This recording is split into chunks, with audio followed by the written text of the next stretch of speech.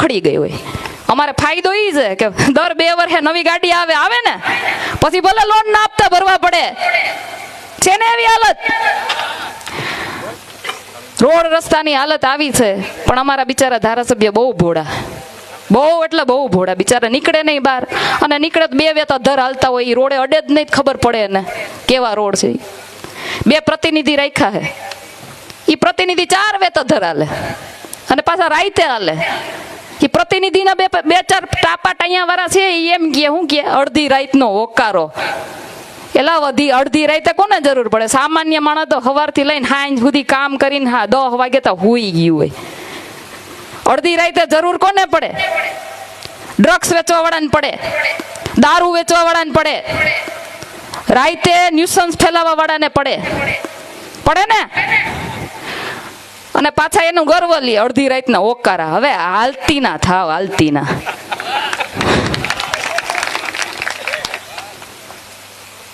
નાગરિક નગરપાલિકામાંથી ઘણા બધા મુદ્દાઓ અમારા એવા ઉઠે.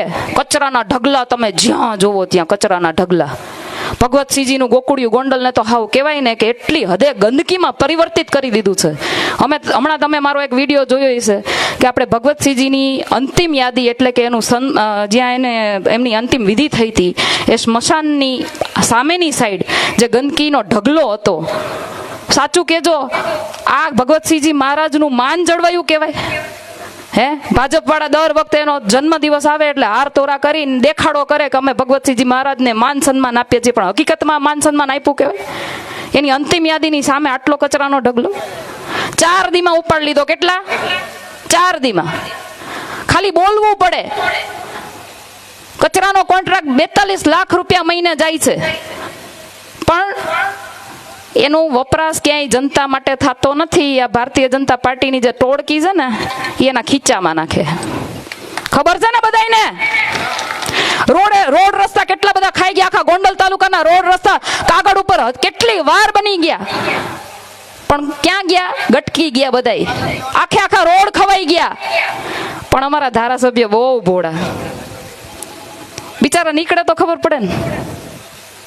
હે, જોયા છે કોઈ દી? ચૂંટણી ટાઈમ સિવાય જોયા છે?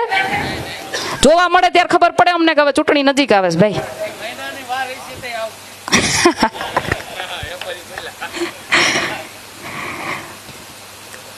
ગટર અહીંયા છે ને, ભગવતસિંહજી મહારાજે બુગદા બનાવેલા છે.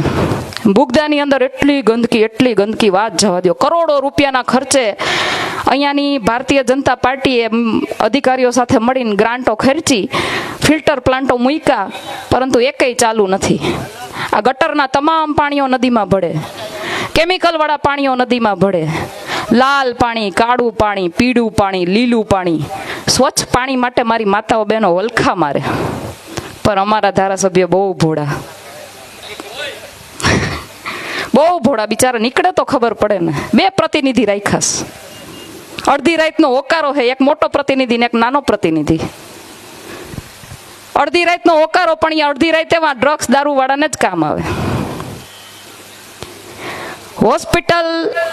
હોસ્પિટલની અંદર મને પોતાને અનુભવ થયો છે. હમણાં મારી ઉપર હુમલો થયો, હોસ્પિટલે ગઈ, સીટી સ્કેનનું મશીન નહીં, બોલો. 2.5 લાખની વસ્તીની અંદર એક સિવિલ હોસ્પિટલ છે. એ હોસ્પિટલની અંદર ન તો સારા ડોક્ટરો છે, ન તો સારા મશીનો છે. અને પાછા કે અમારા ગોંડલમાં બહુ શાંતિ છે. શાંતિ જોઈ ને, અહીંયા નથી તમારા હોસ્પિટલમાં ક્યાંય કોઈની સારવાર થતી નથી, પોલીસ તંત્ર કોઈના કેસ લેતા. પછી કે અમારા ગોંડલમાં બહુ શાંતિ છે, પણ લોકોની પીડા અહીંયા નીચે શું છે એ તો તમને ખબર જ નથી. ફરી એકવાર કહું છું કે અમારા ધારાસભ્ય બહુ ભોળા, બહુ ભોળા. નીકળતા જ નથી, ખબર જ નથી.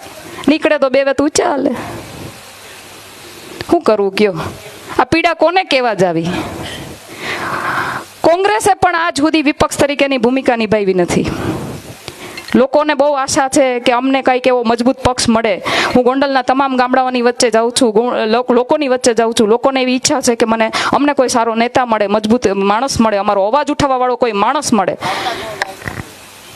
ડરના માયરા બહાર નથી નીકળતા. આજે પણ હું તમને કહું છું કે અહીંયા મને એવું લાગ્યું કે ઓછી સંખ્યા છે, પણ મીડિયાના માધ્યમથી ઘણા બધા લોકો જોતા હશે ને, એ બધા પાછા ફોન કરીને મને કહે, બેન તમે સાચું બોલ્યા ને સારું બોલ્યા.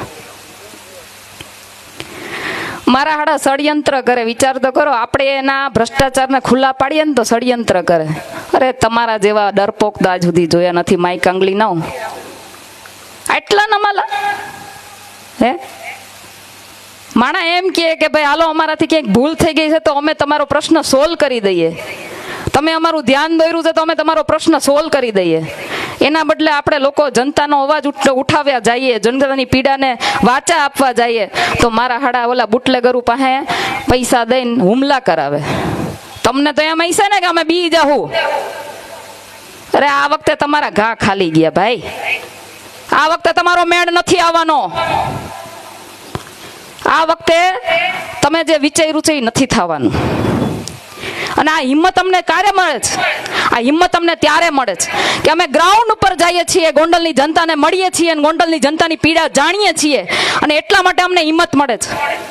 અમને ખબર છે કે ગોંડલની જનતા કઈ રીતની પીડા સહન કરે છે. એને ક્યાંય ન્યાય નથી મળતો. ખાસ કરીને આજે આપણે ખેડૂતોની વાત કરીએ તો આમાં કેટલા લોકોએ મગફળી કેન્દ્રે મફત ટેકાના ભાવે મગફળી આપવા કેટલા લોકો ગયા હતા? હાથ ઊંચો કરજો. 1.5 મણ મગફળી દઈ દીધી હે ને? 2 મહિને પૈસા આવ્યા. જો આ ભાઈ કે છે પૈસા આવ્યા વીઘે 3520 રૂપિયા. કેટલી જમીન લીધી તમે બીજી?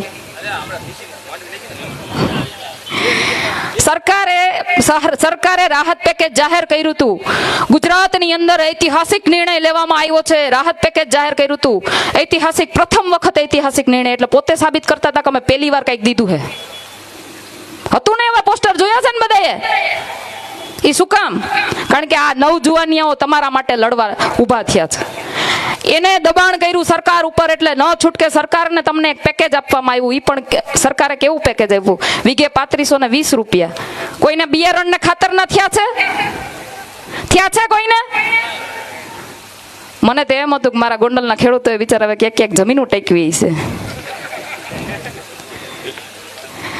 ખેડૂતો ફોર્મ ભરવા જાય તોય એની પાસેથી પૈસા લેવાના. ખેડૂતો મગફળી વેચવા જાય તો એની પાસેથી મગફળી લઈ લેવાની. ખેડૂતો ખાતર લેવા જાય તો બ્લેકમાં ખાતર મળે. ખેડૂતો જ્યાં જાય એની પાસે એના ઉપર કડદો કરવામાં આવે. ખેડૂતોને બધી જ રીતે લૂંટવામાં આવે. ગરીબ સામાન્ય લોકોને બધી જ રીતે કહેવાય ને કે એનું શોષણ કરવામાં આવે. પણ અમારા ધારાસભ્ય બહુ ભોળા, બહુ ભોળા ભાઈ. નીકળે તો ખબર પડે ને. 2 પ્રતિનિધિ રાખ્યા. અહીંયા અમારા પ્રતિનિધિ રાજ જ હાલે છે ને? જ્યાં જોવો ત્યાં પ્રતિનિધિ રાજ જ હાલતું હોય. અડધી રાતનો ઓકારો ભાઈ. કાંઈ વાંધો નહીં, ધીમે ધીમે બધું ફરશે. અને આ અડધી રાતના ઓકારા ગોઈતા નહીં જડે. અને આજે ને બધાને ઓલા ડ્રગ્સ ને દારૂ વેચવા વાળા ને એ બધાને કાઢવા માટે પેલા તો તમારે તમારા મતરૂપી પરિવર્તન લઈ આવવું પડશે. હું સમજુ છું કે તમને અમારી પાસે ખૂબ આશા છે, પણ એ આશાને જીવંત રાખવા માટે ક્યાંક ને ક્યાંક તમારે તમારી જવાબદારી નિભાવવી પડશે. આજ અમે તમારો અવાજ બની, તમારી પીડાને વાચા આપી અને અમે અમારી જવાબદારી જેવી રીતે નિભાવીએ છીએ એવી જ રીતે તમારે મતરૂપી આશીર્વાદથી અમને આગળ કરી અમને સત્તામાં બેસાડી તમારી જવાબદારી તમારે નિભાવવી પડશે. ત્યારે અમે આવા અડધી રાતના ઓકારાઓને છે ને દેખાડી દેવું કે તમારી ઓકાત શું છે. દેખાડી દેવી છે ને? હા બસ એમ. આ તાકાત છે મારી. પ્રવીણભાઈ, બ્રિજરાજભાઈ, તમે એમ કહો ને કે જિગીશાબેનને બીક નથી લાગતી. બીક નથી લાગતી ને એનું કારણ અહીંયા બેઠા છે ને બધા છે. હું ગમે ત્યારે કહું કે ભાઈ મારા જરૂર છે, ભાઈ તમે આવો, મને કોઈ પૂછતું નથી કે બેન તમારું શું કામ છે. તમે બેન જ્યાં કહેશો ત્યાં અમે ઊભા છીએ એવું કહેવા વાળા અહીંયા બેઠા છે. અને એના લીધે હું ક્યારેય ડરવાની નથી. એ મારી તાકાત છે. છેલ્લે મારે એટલું જ કહેવું છે કે આ નવજુવાનિયાઓ છે, આજ સુધી 30 વર્ષથી અહીંયા ભાજપની સરકાર હતી. જોકે ગુજરાત આખામાં ભાજપની સરકાર 30 વર્ષથી છે. તમે દીધું તો બધું દઈ દીધું એવું ભાજપનું રાજ કે એને ખબર પડી ગઈ કે હવે આ લોકો આરે આપણે ગમે એવું કરશું, આ લોકો છેલ્લે આપણને જ વોટ આપવાના છે, આપણને જ મત આપીને જીતાડવાના છે. પરંતુ છેલ્લા કેટલાક સમયથી એવું ચાલી રહ્યું છે કે આપણે વોટ આપવા નથી, પરંતુ આપણી પાસે વિકલ્પ નથી. આ નવજુવાનિયાઓ તમારા માટે વિકલ્પ બનીને આવ્યા છે, અને આ મોકો કોઈએ ખોવાનો નથી, ખોવાનો નથી. કોણ છે મારી હારે? હાથ ઊંચો કરીને કહેજો.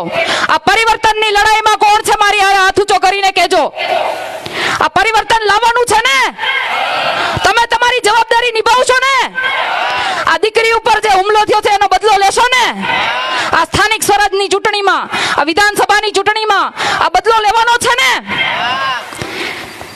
રમેશભાઈ ધડુકને થોડાક સમય પહેલા મેં કીધું હતું કે આવા ગુંડા તત્વોને, લુખ્ખા તત્વોને, જમીન માફિયાઓને, બુટલેગરોને તમે ટિકિટ ન આપતા. શું ખોટું કીધું તું? મને ત્યારે બંધ કરવાની વાત કરતા હતા, પણ મેં શું ખોટું કીધું તું કયો? 15 દીમાં સાબિત કરીને દેખાડી દીધું. મારે રમેશભાઈ ધડુકને આ મંચ ઉપરથી કેવું છે કે હવે તો સમજી જજો બપલિયાઓ.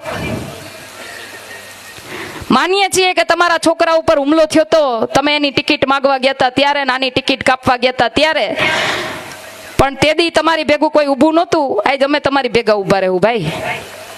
અને એમ છતાંય હું તો એમ કહું છું કે એના દીકરા માટે અવાજ નથી ઉઠાવી કે આપણી માટે ઉઠાવી શકશે?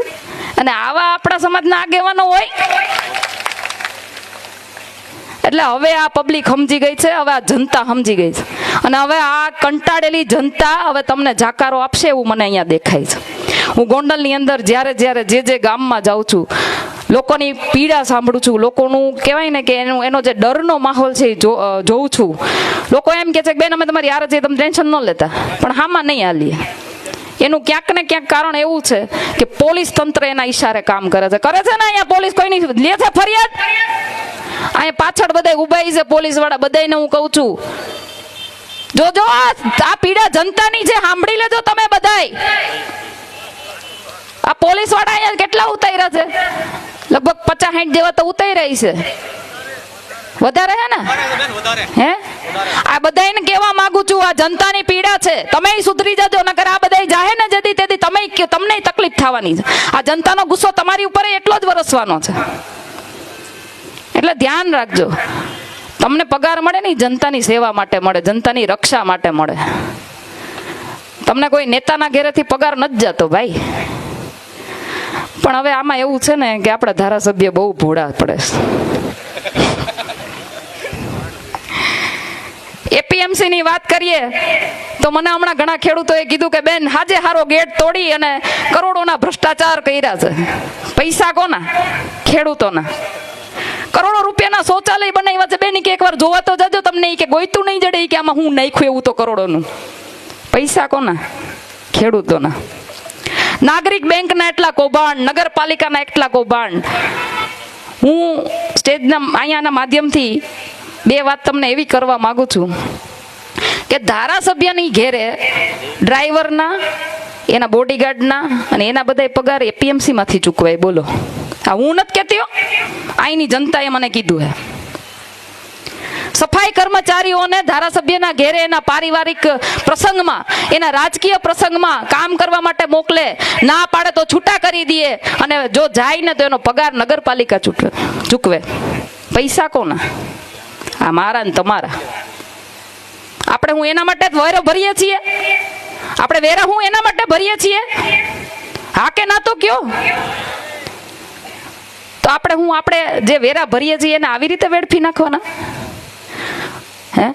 કોઈ સવાલ કરવા વાળું નથી. બોલો કે અમારા પૈસા તમે ક્યાં નાખો છો?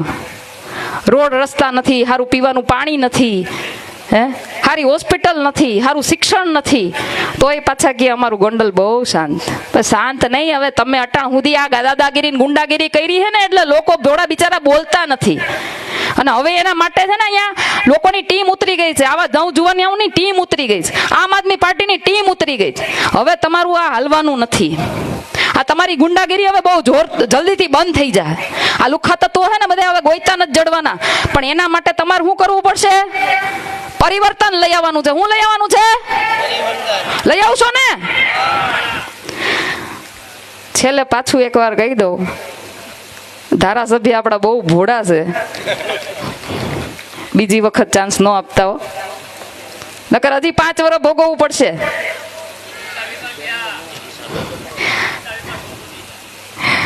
બસ આટલી જ વાત સાથે મારી વાણીને વિરામ આપું છું અને આપ સૌએ મને શાંતિથી સાંભળી એના માટે હું આપ સૌનો આભાર માનું છું. બે હાથ ઊંચા કરી મુઠ્ઠી કચકચાવીને એકવાર મારી સાથે જોરદાર નારો લગાવો, ભારત માતા કી, ભારત માતા કી, વંદે વંદે, જય જવાન, જય જવાન.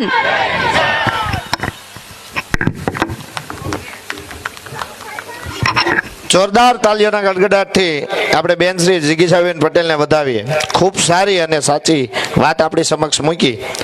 ત્યારે હવે આપણે એવા વ્યક્તિઓને યાદ કરવા છે જે આ કાર્યક્રમ માટે જેમણે તનતોડ મહેનત કરી છે. એવા હું આપણે આમ આદમી પાર્ટીના કાર્યકરોના અહીંથી નામ બોલું, એમને એકવાર તો યાદ કરવા આપણે ખૂબ જરૂરી છે. એવા આપણા નયનભાઈ દેવાણી, રેનીશભાઈ લુણાગરિયા, જીગરભાઈ મોણપરા, મિલનભાઈ સરવૈયા, નિખિનભાઈ ચાવડા, પ્રફુલભાઈ રાદડિયા, એમ સુરેશભાઈ મોવલિયા, જયંતિભાઈ ગજેરા, રામભાઈ રૂપારેલિયા, વાલજીભાઈ ગોહિલ, વિપુલભાઈ રૂપારેલિયા, રાહુલભાઈ ભરવાડ, હરેશભાઈ ભંડેરી, મહેશભાઈ પાનસુરિયા, જયંતિભાઈ પરમાર, કિશોરભાઈ સોરઠિયા, નિકુંજભાઈ ખૂટ, ચંદુભાઈ રૈયાણી, પિનાંગભાઈ વેકરિયા, અવિનાશભાઈ રાઠોડ, નરેશભાઈ ગાગડિયા, વિજયભાઈ ખૂટ, હાર્દિકભાઈ જેતાણી, ઘનશ્યામભાઈ ગમારા, સમીરભાઈ સોરઠિયા. મિત્રો, જોરદાર તાલીઓના ગડગડાટથી આમને વધાવીએ, કારણ કે આપણે અહીંયા બેઠા છીએ તો એમની મહેનત છે. વિશાલભાઈ ગોહિલ, મહેશભાઈ મકવાણા, દિલીપભાઈ સોલંકી, ધવલભાઈ જેતાણી, હિતેશભાઈ રૈયાણી, જીતેન્દ્રભાઈ ગમારા, વિક્રમભાઈ ગમારા, સુરેશભાઈ રૈયાણી, અલ્પેશભાઈ મકવાણા, બિપિનભાઈ ચોવટિયા, પ્રફુલભાઈ સાકરિયા, દિનેશભાઈ વેકરિયા, બિપિનભાઈ ખાતરા, પ્રકાશભાઈ સાનેપરા, દામજીભાઈ રૂપારેલિયા, જયંતિભાઈ રાઠોડ, મનીષભાઈ મોવલિયા, સુરેશભાઈ લીલા, લાલભાઈ સુસરા, વિજયભાઈ ભેડા, વિશાલભાઈ મુળિયા, સંજયભાઈ મકવાણા, શૈલેષભાઈ સંભાળા, નિકુંજભાઈ સંભાળા, વલ્લભભાઈ કોરાટ, ચંદુભાઈ દેવાણી, શૈલેષભાઈ વાટિયા, કાંતિભાઈ સાનેપરા, ભરતભાઈ રૂપાવટિયા, રતાભાઈ મેવાડા, જયેશભાઈ સિંહપરા, ધર્મેશભાઈ લુણાગરિયા, અરવિંદભાઈ સાવલિયા, નીતિનભાઈ વેકરિયા, પંકજભાઈ આસોદરિયા, સંજયભાઈ ડાંગર, ભરતભાઈ સરવૈયા, અશોકભાઈ વેકરિયા. આમને જોરદાર તાલીઓના ગડગડાટથી વધાવીએ. આપણી વચ્ચે એક ખૂબ ટૂંકો સમય જેમને આપવો છે એવા દેવજીભાઈ બુથને નમ્ર વિનંતી કરીએ કે તેઓ આવી અને પોતાની વાત રજૂ કરશે. ખૂબ ટૂંક સમય.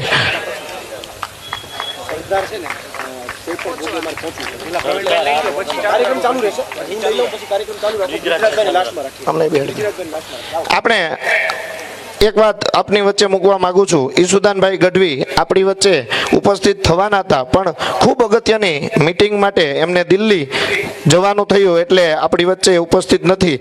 આપ સૌના માધ્યમથી એમના સંદેશા રૂપી આપ સૌ પાસે માફી માગીએ છીએ કે આપણી વચ્ચે ઉપસ્થિત નથી, પણ અગત્યની ખૂબ મીટિંગ બાબતે એ દિલ્હી છે એ આપની વચ્ચે વાત મૂકું છું. હું પ્રવીણભાઈ રામને વિનંતી કરું કે તેઓ સભા સંબોધશે.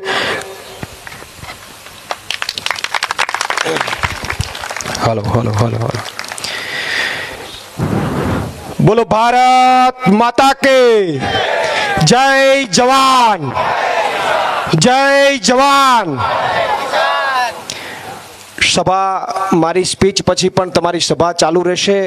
વડીલ મુરબ્બીને પણ વાત કરવાની છે, માનની બ્રિજરાજભાઈ પણ વાત કરશે, કારણ કે સરદારની સભા આગળ જે કાર્યક્રમ છે એમાં અમે 1 કલાકથી વધારે લેટ ચાલી રહ્યા છે. એટલે જો ત્યાં સમયસર ના પહોંચીએ તો લોકો અને ત્યાંના જે આયોજકો હોય એને અગવડતા ઊભી થાય, એટલા માટે હું અધવચ્ચેથી તમારી વચ્ચે રજા લઈશ. પણ મારી વાત પછી માનની આખી તમારી સભાનો દોર છે ચાલુ રહેશે. આજે માનની ઈશુદાનભાઈ ગઢવી અને અમે બધા સાથે જતા યાત્રામાં, પરંતુ અરવિંદ કેજરીવાલજીને જે કોર્ટે નિર્દોષ સાબિત કર્યા એટલા માટે આજે દિલ્હી મુકામે એક જંતર મંતર ખાતે એક આયોજન હતું, સભા અને ત્યાં પણ રેલીનું આયોજન હતું. એટલે અચાનક એમને ત્યાં દિલ્હી જવાનું થયું, એટલા માટે આપની વચ્ચે ઉપસ્થિત નથી રહી શક્યા. એ બદલ તમામની હું માફી ચાહું છું.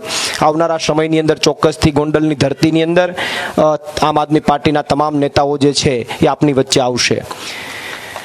અત્યારે જે ખેડૂત માટેની આ યાત્રા નીકળી છે સોમનાથ દાદાના દર્શન કરીને, અને યાત્રા આજે ગોંડલની ધરતી ઉપર પહોંચી છે. અને ગોંડલની ધરતીમાં જ્યારે યાત્રા પહોંચી છે ત્યારે મારું એવું માનવું છે કે અત્યારે આખી ગુજરાતની જનતાની નજર આ સભા ઉપર છે, ગોંડલની ચર્ચાઓ ઉપર છે. જિગીશાબેન ઉપર જે હુમલો થયો એ વાતને લઈને ગુજરાતના તમામ લોકો, ગુજરાતની તમામ મહિલાઓ, ગુજરાતના તમામ લોકો એક સુરે એમને ન્યાય અપાવવા માટે આગળ વધી રહ્યા છે. ત્યારે મંચ ઉપર ઉપસ્થિત માનનીય બ્રિજરાજભાઈ સોલંકી, માનનીય જિગીશાબેન, માનનીય તેજસભાઈ ગાજીપરા તેમજ ખેડૂતો માટે અમે 108 દિવસની જેલ કાપીને આવ્યા. જેલની અંદર જેમણે મારી સાથે જેલ કાપી અને એમ કહી શકાય કે એક હરોળ નામે બધાય એવા રાજુભાઈ બોરખતરિયા હોય, ભાઈ મહેશભાઈ કોટડિયા હોય, રોહિતભાઈ ભુવા હોય, અન્ય કોઈ પણ વ્યક્તિ જે છે, ભાવેશભાઈ બોરીસાગર હોય, આ તમામ લોકોને હું અભિનંદન પાઠવું છું અને તાળીઓના ગડગડાટથી વધાવો.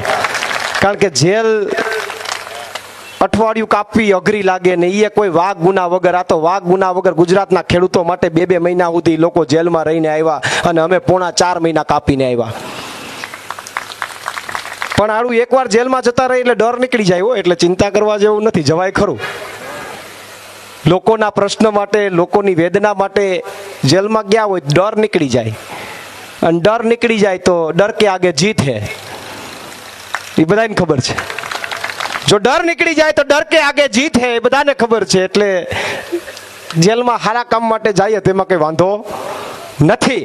પણ આજે તમારી વચ્ચે જ્યારે અમે આવ્યા છીએ, ખેડૂતોની યાત્રા લઈને આવ્યા છે. સોમનાથની ધરતીમાંથી આ યાત્રા શરૂ થઈ, પોરબંદરની ધરતીમાં મહાત્મા ગાંધીમાંથી પ્રેરણા લઈને આવ્યા છે. દ્વારકાની અંદર દ્વારકાધીશના આશીર્વાદ લઈને આવ્યા છે. અઢળક ખેડૂતોના આશીર્વાદ, અઢળક માતાઓના આશીર્વાદ લેતા લેતા આજે તમારી વચ્ચે તમારા આશીર્વાદ લેવા આવ્યા છે. આ ગોંડલની ધરતીના લોકોના આશીર્વાદ લેવા આવ્યા છે. અહીંયાની માતાઓ અને બહેનોના આશીર્વાદ લેવા માટે અહીંયા આવ્યા છીએ. પણ મહત્વની વાત એ છે, આ મંચ ઉપરથી મારે 2 મુદ્દાઓની ખાસ ચર્ચા કરવી છે.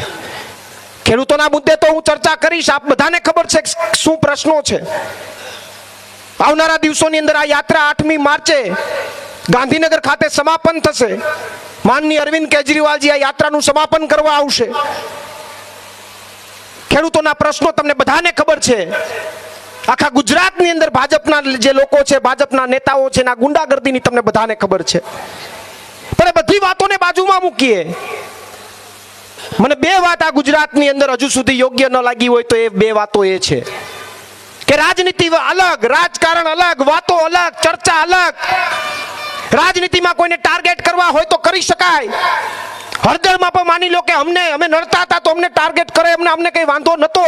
પણ મારા ગુજરાતના ખેડૂતોને જેલમાં નાખી દીધા ને એની ઉપર લાકડીઓ વરસાવ્યો ને એનો મને વાંધો હતો. એટલા માટે હું બજારમાં નીકળ્યો છું પાછો. કદાચ અમારી સામે કોઈ એક્શન લીધી હોત તો વાંધો નતો, પણ નિર્દોષ ખેડૂતોને વગર કારણે 2-3 મહિના સુધી જેલમાં ગોંધી રાખ્યા અને જેને મજા આવે એમ લાઠીચાર્જ કરીને ઘરમાં ઘૂસીને માર્યા ને એ ખેડૂતના દીકરા તરીકે આ પ્રવીણ રામથી નથી જોવાયું ને એટલે જેલ પછી 4 દિવસ ઘરે રહ્યો છે. 5મા દિવસે નીકળી ગયો છું તમારી વચ્ચે. પણ આ ગુજરાતની અંદર 2 ઘટના કે ગુજરાતની ભાજપ સરકાર એવી વાતો કરે છે કે અમારા રાજની અંદર ગુજરાત સલામત છે, અમારા રાજની અંદર કાયદો ને વ્યવસ્થા ખખડે ઠાઠ છે, માં કાંઈ વાંધો નથી.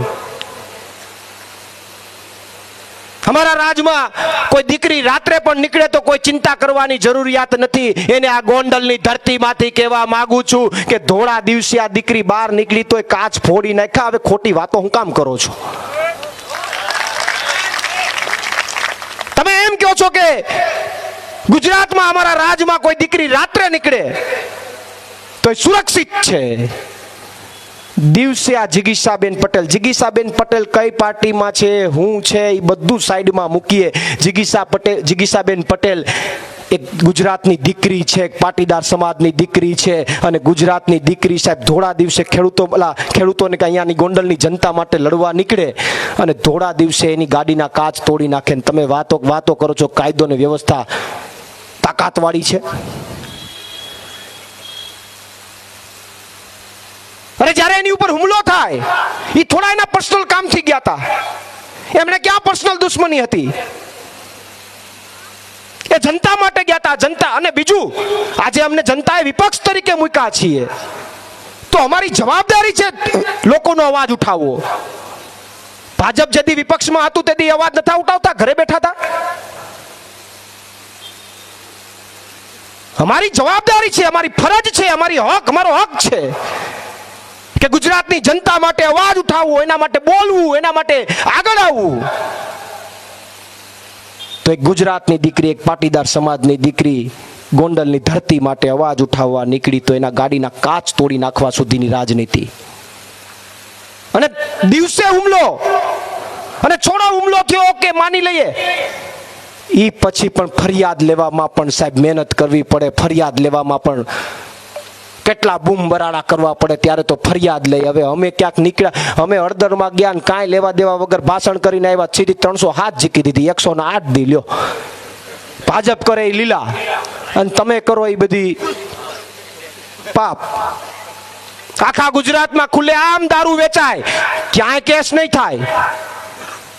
અને કેશોદની ધરતીમાં અંડરબ્રિજમાં પાણી ભરાઈ જાય, ત્યાં હુડકું લઈને ઉતરું તો પાણીમાં મારી ઉપર કેસ થાય. લ્યો, દારૂમાં કેસ ન થાય પણ પાણીમાં કેસ થાય. આ ભાજપનું ડેવલપમેન્ટ, ભાજપનો વિકાસ. દરિયામાં કેટલા બધા સ્ટીમરો, કેટલી બધી હોડીઓમાં ખુલ્લે આમ ડ્રગ્સ આવે, ત્યાં કોઈ કેસ નહીં થાય. પણ હું હુડકું લઈને અંડરબ્રિજમાં ઉતરું, એમને કાંઈ ખાલી હુડકું, કાંઈ ભર્યું નહીં, હુડકું લઈને અંડરબ્રિજમાં ઉતરું તો અમારી ઉપર કેસ થાય. જોયું તો કોઈ આખા દેશની અંદર પહેલી ઘટના હશે કદાચ.